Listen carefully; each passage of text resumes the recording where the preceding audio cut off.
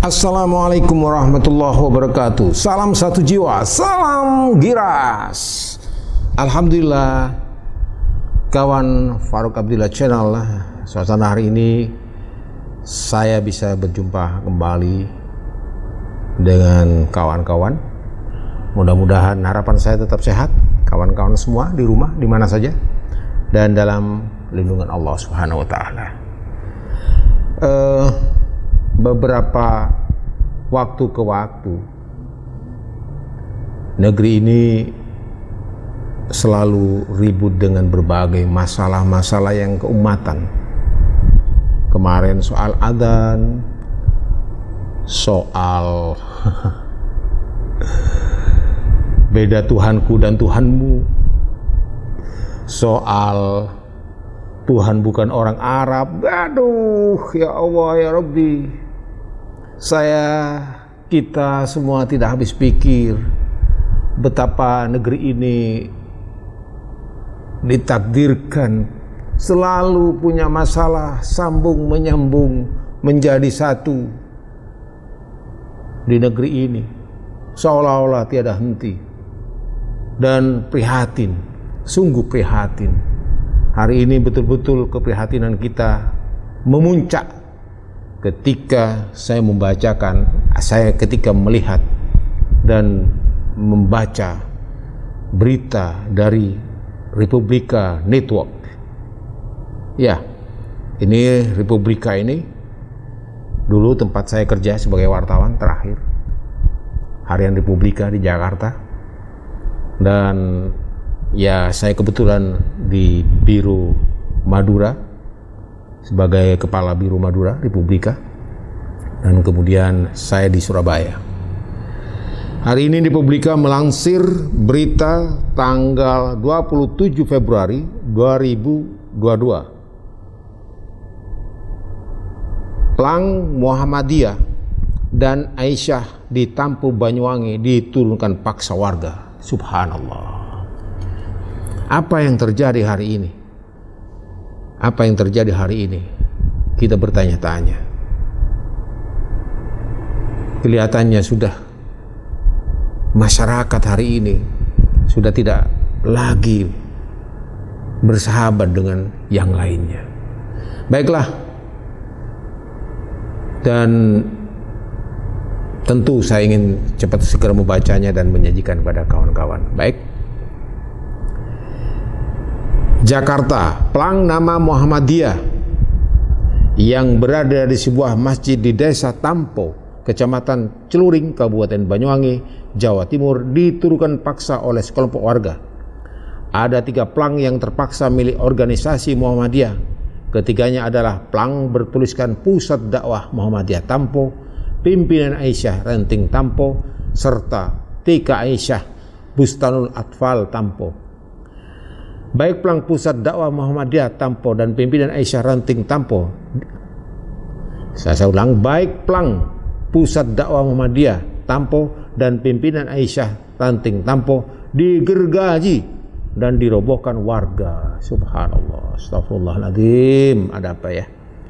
Plang tersebut sempat akan dibuang di depan masjid, namun tidak jadi dan dikembalikan dibawa masuk ke area masjid. Adapun plang bertuliskan TK Aisyah Bustanul Atfal Tampo yang juga sempat ikut mau dirobohkan warga tidak jadi dilakukan. Insiden ini terjadi pada hari Jumat tanggal 25 bulan 2 2022. Kepala Desa Tampo Hasim Asyari mengatakan kedatangannya bersama warga tidak ada niatan apapun kecuali untuk memelihara ketertiban, untuk menjaga ketentraman, untuk menjaga kehusyukan ibadah dan lain sebagainya, kata Hasim. Aduh, ini gimana sih? Kenapa dia terganggu dengan plang itu?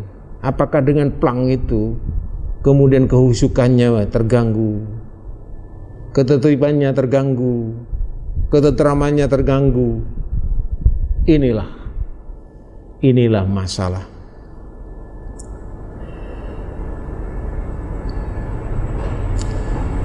Kepala Desa Tampo Hasim Asyari mengatakan kedatangannya bersama warga tidak ada niatan apapun kecuali untuk memelihara ketertiban, untuk menjaga keteraman, untuk menjaga kehusyuan ibadah dan sebagainya, kata Hasim yang didampingi pengurus kecamatan, kepala KUA dan Babinsa saat memberikan keterangan di halaman Masjid Muhammadiyah, dikutip dari channel Discovery Banyuwangi di Jakarta Ahad. Subhanallah, ini ya. Hasim mengaku tidak mengemaskan apapun siapapun terkait keputusan tersebut. Bagi dia semua warga desa Tampo adalah masyarakat yang sama. Hasim pun mempersilahkan jika ada yang merasa dirugikan atas keputusan pemerintah desa itu untuk menempuh jalur hukum. Saya ingin masyarakat sini itu untuk beribadah dengan khusyuk. Aduh ya Allah ya Rabbi. Nggak tahu ini apa gara-gara plang itu kemudian kita tidak khusyuk ya. Alasan menurut saya tidak benar. Kehusyukan itu tidak berupa karena plang, khusyuk karena kita menghadap kepada Allah. Tapi ya gimana lagi ya. Warga sekitar terlihat emosi ketika pengurus Muhammadiyah Tampo minta berita acara pembongkaran dilakukan warga. Warga pun mengaku jika mereka semua sama-sama muslim, tidak membeda-bedakan sama sekali, serta agar ibadah yang dilakukan bisa lebih khusyuk. Aduh, sesama muslim ini ya Allah. Hancur sesama muslim seperti ini. Hanya gara-gara plang yang tidak mengganggu katanya. Video tersebut juga akhirnya viral di lini masa setelah diunggah akun Twitter Tofa ID. Dan narasi video tersebut ternyata pembongkaran plang Muhammadiyah dilakukan warga demi tujuan membangun kerukunan di Kabupaten Banyuwangi. Ya Allah. Gimana sih ya? Muhammadiyah Banyuwangi insya Allah akan menempuh jalur hukum atas perilaku ini. Mohon doanya. Kejadian 25 Februari 2022, ucap pengurus Muhammadiyah Mustafa Nahrawardaya. Subhanallah. Ini plang sudah jadi masalah. Kenapa harus seperti ini? Banyak kejadian seperti ini. Kita sama-sama muslim, bro. Aduh ya Allah ya Rabbi. Saya juga dapatkan sharing sama. Ada sebuah kolom yang menuliskan tentang plang ini, ya opini lah dari Suara Nasional, ya Suara Nasional. Plang Muhammadiyah dan Aisyah di Banyuwangi dicopot, pengamat neokomunisme, kata pengamat, neokomunisme sedang bermain. Wah, ini menarik nih tulisan ini. Neokomunisme sedang bermain atas kejadian pencopotan plang Muhammadiyah dan Aisyah di Desa Tampo, Kecamatan Celuring, Kabupaten Banyuwangi di Jawa Timur. Nampaknya ada neokomunisme melakukan adu domba sesama Islam dan Muhammadiyah jadi target. Wah. Kejadian pencopotan plang Muhammadiyah dan Aisyah di Banyuwangi menunjukkan neokomunis sedang bermain, kata pengamat politik muslim Arbi kepada redaksi www.suaranasional.com Ahad 27 bulan 2 2022. Menurut Muslim, neokomunisme sengaja melakukan adu domba antara Muhammadiyah dan NU. Warga Muhammadiyah tidak akan terprovokasi kejadian Banyuwangi dan lebih melakukan pendekatan hukum untuk membongkar kasus ini. Ya, paparnya. Kita tahu ya, Muhammadiyah memang organisasi yang tergolong sejuk. Jarang terjadi, bahkan ya jarang terjadi kegaduhan. Tidak ada perselisihan, cenderung menyelesaikan dengan musyawarah, cenderung melakukan penyelesaian dengan diskusi dan sebagainya. Memang Muhammadiyah terkenal organisasi yang sejuk, tanpa membuat kegaduhan terhadap persoalan yang ada di Indonesia, dan khususnya barangkali ya di mana-mana ya.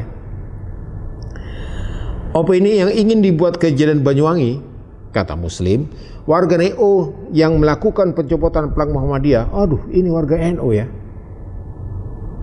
Warga NU yang melakukan pencopotan plang Muhammadiyah dan Aisyah dan tidak menutup kemungkinan warga NU yang minoritas plangnya dicopot. Nah, dan tidak menutup kemungkinan warga NU yang mayoritas plangnya dicopot nanti dituding kelompok Muhammadiyah. Wah, pola seperti ini harus diwaspadai ya. Khawatirannya ini Arbi ini khawatir ada copot mencopot, padahal tidak ada pihak yang mencopot. Misalnya plangnya Muhammadiyah di tempat minoritas gitu loh.